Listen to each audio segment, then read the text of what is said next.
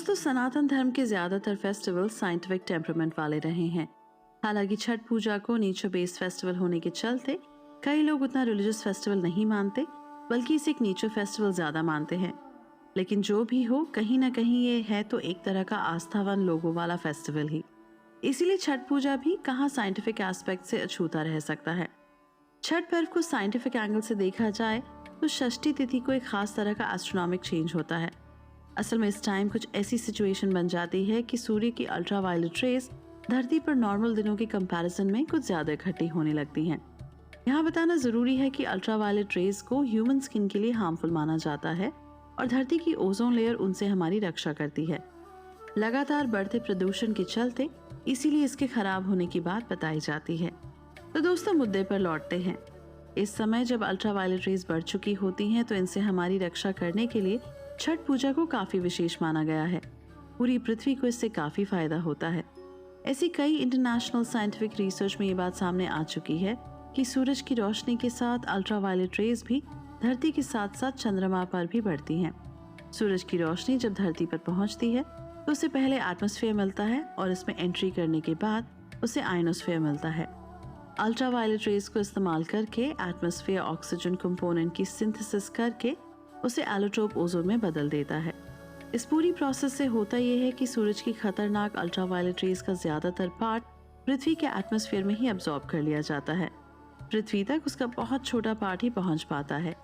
इससे सबसे बड़ा फायदा यह होता है कि नॉर्मल सिचुएशन में पृथ्वी पर जो भी अल्ट्रावायलेट रेज पहुंचती हैं, उन्हें हम इंसानियों पर कोई खास बुरा प्रभाव नहीं पड़ता। इनकी क्वांटिटी इतनी होती है जिसे हम सहन कर सकते हैं।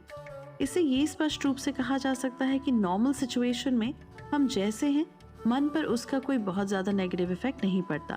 बल्कि एक पॉजिटिव चीज ये होती है कि सूरज की धूप से कुछ इन्फेक्टिव बैक्टीरिया जरूर मर जाते हैं। इससे हमें काफी फायदा होता है और हमारी हेल्थ मेंटेन रहती है। छठ पूजा जैसी एस्ट्रोनॉमिकल सिचुएशन जब बनती है तो सूरज की अल्ट्रावायलेट रेज चंद्रमा की सरफेस से रिफ्लेक्ट होकर स्फेरिकल रिफ्रैक्ट होने के बाद पृथ्वी पर नॉर्मल से अधिक क्वांटिटी में पहुंच जाती है। एटमॉस्फेयर के अलग अलग लेवल से रिफ्रैक्ट होकर अल्ट्रावायलेट रेज सनराइज और सनसेट के समय और भी ज्यादा डेंस हो जाती हैं। एस्ट्रोलॉजी की माने तो इस तरह की फिनोमेनॉन कार्तिक तथा चैत्र महीने की अमावस्या के 6 दिन बाद होती है। एस्ट्रोलॉजिकल कैलकुलेशंस के अकॉर्डिंग होने के चलते इसका नाम कुछ और नहीं बल्कि छठ पर्व रखा गया है। इसके अलावा एक्सपर्ट्स ये भी बताते हैं कि उगते और डूबते हुए सूरज को अर्घ्य देने से हर तरह के रोग खत्म हो जाते हैं और इंसान निरोगी रहता है। इसके अलावा कहा तो ये भी जाता है कि इसके व्रत से दूसरी हेल्थ इश्यूज से भी आदमी बचा रहता है। एक साइंटिफिक फैक्ट ये भी है कि दीपावली के बाद धीरे धीरे सूरज की रोशनी का धरती पर आना कम हो जाता है। इसीलिए इस व्रत के जरिए शरीर में मतलब भर की एनर्जी को स्टोर कर लिया जाता है, ताकि बाद के ठंडे मौसम में उसका मुकाबला करने के लिए हमारा शरीर तैयार रहे। इसके अलावा सर्दियां आने पर चूंकि बॉडी में तरह तरह के चेंज होने लगते हैं, इसका असर हमारे डाइजेशन सिस्टम पर भी पड़ता है। कहते हैं छठ व्रत करने से हमारी बॉडी और हमारा डाइजेशन सिस्टम सर्दियों के लिए तैयार हो जाता है। इसके साथ साथ शरीर की इम्यूनिटी भी बढ़ जाती है। पिछले 2-3 सालों में जिस तरह से कोविड जैसे पैंडेमिक ने दुनिया भर में अपना कहर बरपाया है, उसको देखते हुए इस तरह के व्रत की इम्पोर्टेंस और भी बढ़ जाती है, क्योंकि ये बिना किसी एक्स्ट्रा मेहनत के हमारे इम्यूनिटी लेवल में इजाफा करता है। इसके अलावा छठ पूजा में दिए जाने वाले अर्घ्य का भी स्पेशल इम्पोर्टेंस होता है। कहते हैं कि इस दौरान सूरज सुबह, दोपहर और शाम के समय एक बार पीक पर होता है। इस समय इसकी किरण सबसे ज्यादा इफेक्टिव होती है। वैसे भी खास तौर से सुबह के वक्त सूर्य की आराधना सही समय पर की जाए तो ये सेहत के लिए काफी बेनिफिट देने वाला होता है और इससे कफ संबंधी रोग नहीं होते। आयुर्वेद में भी इस बात को स्पष्ट रूप से बताया गया है। क्योंकि छठ पूजा में नदियों और घाटों की साफ सफाई पर विशेष ध्यान दिया जाता है, तो ये डायरेक्टली हाइजीन से रिलेटेड हुआ और ये साइंटिफिकली प्रूवन फैक्ट है कि नदियां साफ रहने के आसपास की कम्युनिटी की हेल्थ भी बेहतर रहती है। इससे लोगों को साफ सफाई करने की प्रेरणा मिलती है। ये त्योहार भले ही छठ मैया को समर्पित हो, लेकिन जैसा कि हमने आपको शुरुआत में ही डिटेल में बताया कि इसका सिर्फ धार्मिक महत्व नहीं है। साइंटिफिक इम्पोर्टेंस होने के चलते ये साफ सफाई के साथ साथ नेचर को सेव करने का मैसेज भी देता है। अदरक, मूली, गाजर और कच्ची हल्दी जैसी हेल्थ के लिए बेहतरीन माने जाने वाली सब्जियों से चूंकि अर्घ्य दिया जाता है, जो कि हेल्थ के लिए काफी अच्छी होती है। इससे न केवल हम हेल्दी रहते हैं बल्कि आने वाली किसी भी बीमारी से भी निपटने की कैपेसिटी बढ़ती है।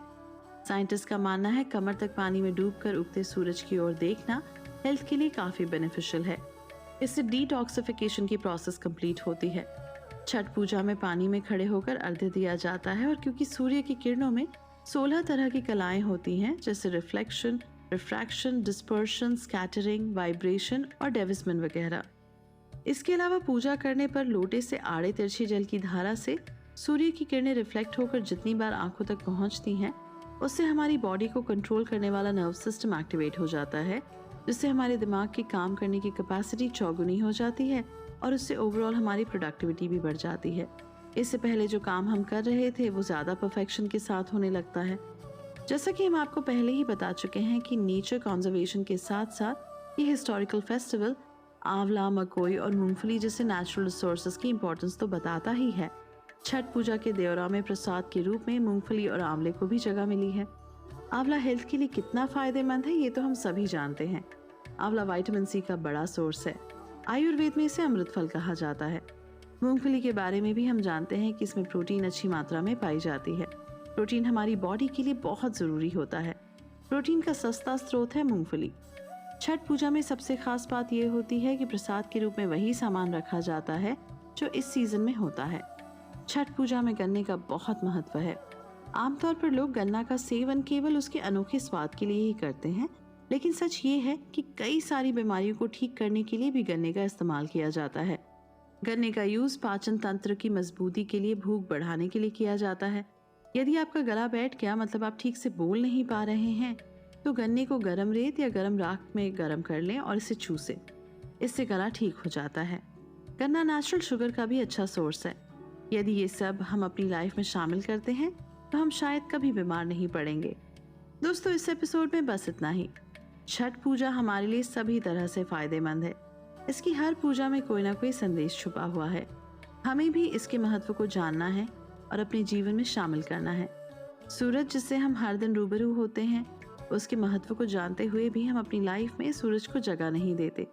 सूर्य का हमारे जीवन में कितना इम्पोर्टेंट रोल है, ये हम जानेंगे अगले एपिसोड।